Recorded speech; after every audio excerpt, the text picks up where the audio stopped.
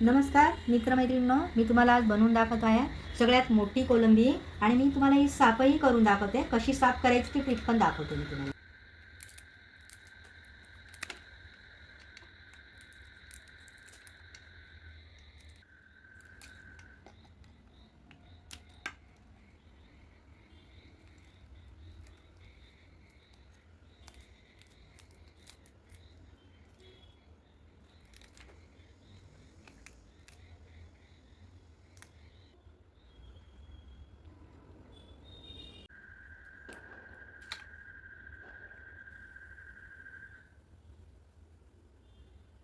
हे बघा, मी हे साफ करून घेतलं आहे व्यवस्थित.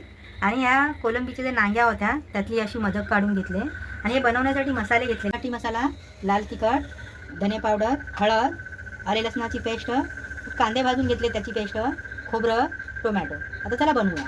इथे आले लसणाची पेस्ट घेते तेलामध्ये टाकून. तेलामध्ये थोडंसं हलवून घ्यायचं. कांद्याची पेस्ट टाकून घेते तेलामध्ये.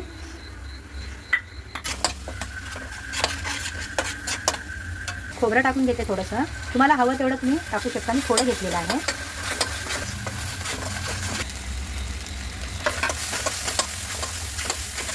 चवीनुसार मीठ टाकून देते.